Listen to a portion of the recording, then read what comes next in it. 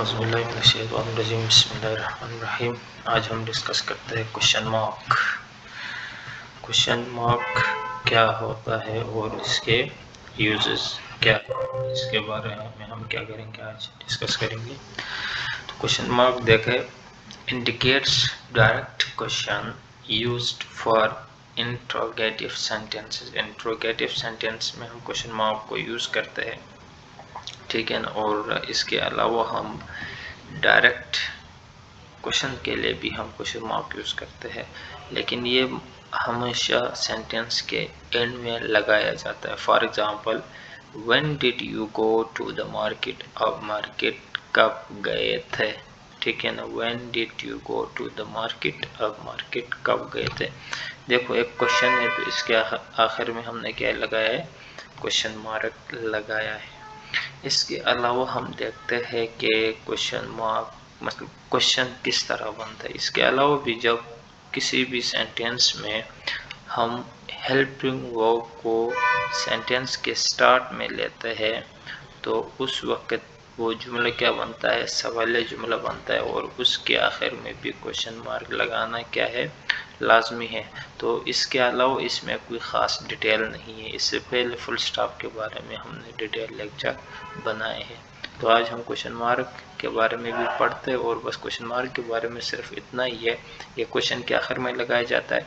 Question जो दो किस्म के बनते हैं, एक तो मतलब ये जो इंट्रोगेटिव प्रोनाउन है वो स्टार्ट में आता है तो क्वेश्चन बन जाता है। उसमें क्या है, व्हेन है, व्हाट है, हु है, व्हाई है, ठीक है, वेयर है। और एक इसके अलावा जो सेंटेंस होता है, कोई भी सेंटेंस के अंदर से हम हेल्पिंग वर्ब को उठा के जुमले के स्टार्ट में लगाएंगे तो क्वेश्चन बन जाता है, और उसके आखिर में क्वेश्चन मार्क लगाना ज़रूरी है। अभी इससे आगे हम जाते हैं एक्सक्लेमेशन मार्क। इसको मार्क ऑफ एक्सक्लेमेशन भी कहते हैं। तो ये इंडिकेट करता है सडन इमोशंस, सरप्राइज, एंगर। मतलब जब आप कभी गुस्सा हो जाते हैं, इमोशनल हो जाते हैं, या खुश हो जाते हैं, या गमगीन हो जाते हैं, तो उस सिचुएशन में आप क्या लगाते हैं, एक मार्क ऑफ एक्सक्लेमेशन लगाते हैं। एक्सक्लेमेशन मार्क भी इसको कहते हैं, मार्क ऑफ एक्सक्लेमेशन भी कहते हैं, ठीक है ना।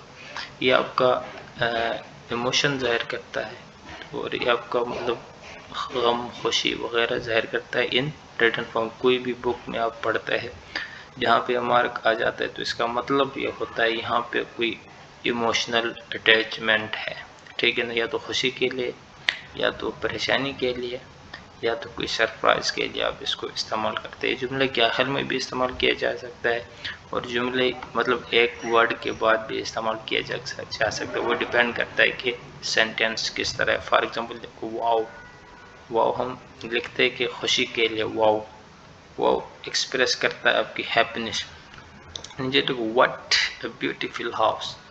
क्या एक खूबसूरत घर है। ये भी मतलब आपकी सरप्राइज है, सरप्राइज के लिए भी इस्तेमाल करती है। जो व्हाट है ना, यहाँ पे व्हाट ये इसके लिए इस्तेमाल नहीं हुआ है कि एक क्वेश्चन के लिए, ये एक सरप्राइज शो करता है। व्हाट अ ब्यूटीफुल हाउस मतलब कितना खूबसूरत घर है, ठीक है ना।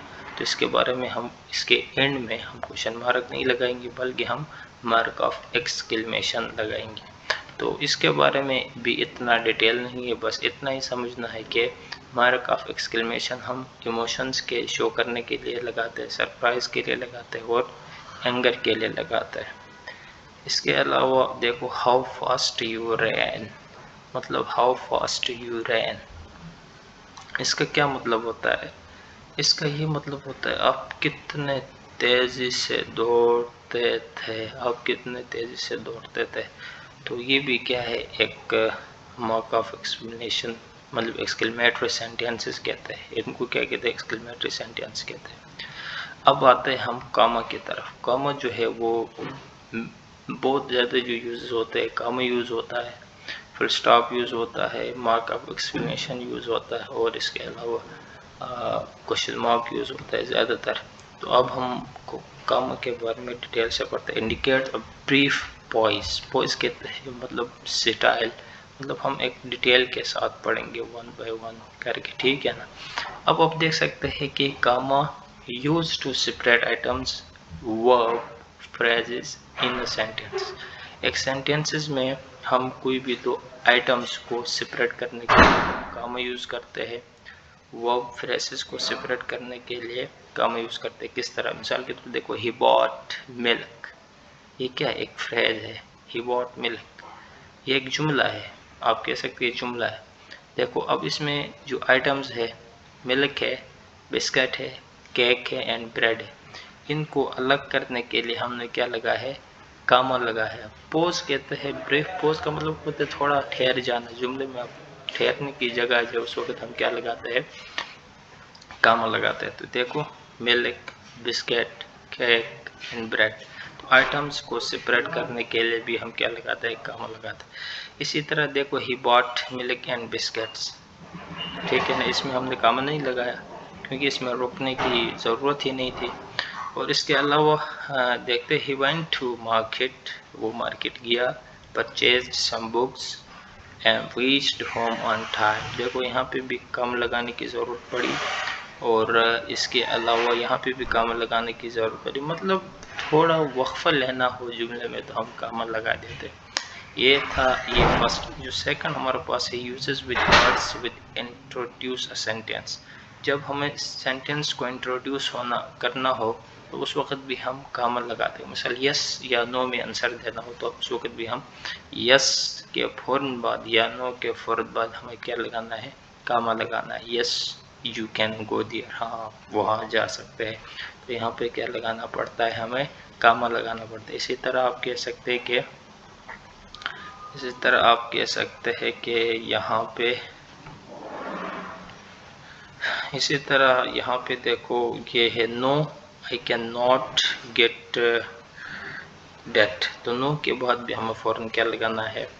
कामा लगाना है। इसके अलावा हम कामा को यूज़ करते हैं सेपरेट एडवर्ब्स के लिए, not part of sentence, sentence के पार्ट नहीं होते हैं, लेकिन एडवर्ब्स को अलग करने के लिए भी हम क्या लगाते हैं? कामा लगाते हैं। फॉर एग्जांपल, फाइनली, इवेंचुअली, यहाँ पे फाइनली की जगह हम इवेंचुअली भी लगा सकते हैं, अनफॉर्चुनेटली भी लगा सकते हैं, रियली भी लगा सकते हैं, बैडली भी लगा सकते हैं। तो कोई भी जो एडवर्ब है इसको हम सेपरेट करने के लिए, वो जुमले का हिस्सा तो नहीं है लेकिन उसको सेपरेट करने के लिए हम कामा लगाते हैं। देखो, फाइनली ही रीच्ड होम, आखिरकार वो घर पहुँच गए। इसी तरह अनफॉर्चुनेटली, देखो ये भी जुमले का हिस्सा नहीं है लेकिन इसको अलग करने के लिए हम क्या लगाते हैं? कामा लगाते हैं। इसी तरह hopefully he will pass this exam, तो ये भी देखो एडवर्ब को हम अलग करने के लिए कामा लगाते हैं। इसी तरह use to separate linking words, linking words को भी अलग करने के लिए हम क्या लगाते हैं? कामा लगाते हैं। देखो, she wanted to see this place, however, ये लिंकिंग वर्ड है। हाउएवर क्या है? लिंकिंग वर्ड है। She could not go there, देखो यहाँ पे भी लिंकिंग वर्ड इसको कहते हैं जो लिंक बनाते हैं। हाउएवर, देखो यहाँ पे हाउएवर क्या है? लिंकिंग वर्ड है। इसको अलग करने के लिए हमने क्या लगाया है? कामा लगाया है। तो इसमें भी हम क्या करते हैं? लिंकिंग वर्ड्स में भी हम कामा लगाते हैं। इसी तरह अगर हम आ जाए कि तो she wanted to see this place however, देखो यहाँ पे भी है, यहाँ पे भी देखो हाउएवर आया है तो हमने कामा लगाया है। कुड नॉट गो देयर, तो ये लिंकिंग वर्ड्स के लिए भी हम कामा लगाते हैं। अब हम कामा के आगे थोड़ा मज़ीद डिस्कस करते हैं। तो इंडिकेट जब प्रीपोज लेना, यूजेस विद क्लॉज। अब क्लासेस के अंदर भी हम कामा को यूज़ करते हैं, तो अब इसको किस तरह यूज़ करते हैं? देखो, क्लासेस के दो टाइप्स होते हैं। क्लास उस चीज़ को कहते हैं जिसमें सब्जेक्ट प्लस वर्ब हो, क्या हो?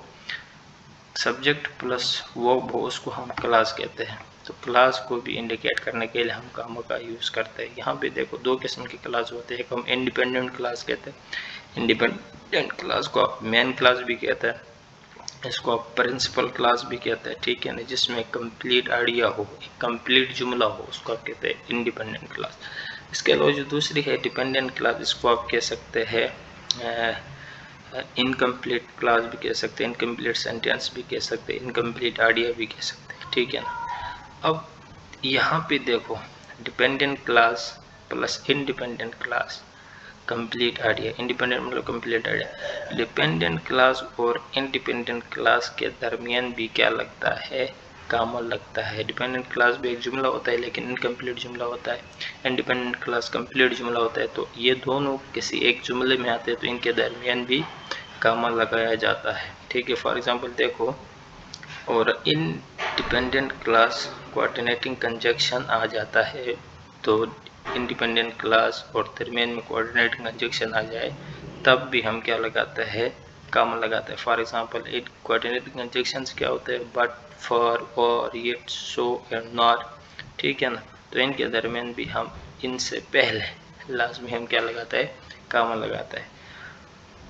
ठीक है ना, तो फॉर टू इंडिपेंडेंट क्लास, अगर दो इंडिपेंडेंट क्लास आ जाए तब भी हम क्या लगाते हैं, कामा लगाते हैं। देखो, आई वेटेड फॉर हेम, मैंने उसकी वो की। अब ये जो हेम के बाद कामा लगाना चाहिए क्योंकि इसमें क्या है, कोऑर्डिनेटिंग कंजक्शन आई है, तो इससे पहले लाजमी है कि कामा लगाया जाए। ही नेवर केम, ये देखो इंडिपेंडेंट क्लास, ये डिपेंडेंट क्लास है और ये इंडिपेंडेंट क्लास है। ठीक है, इसी तरह हम आगे जाते हैं, connecting independent and one independent class.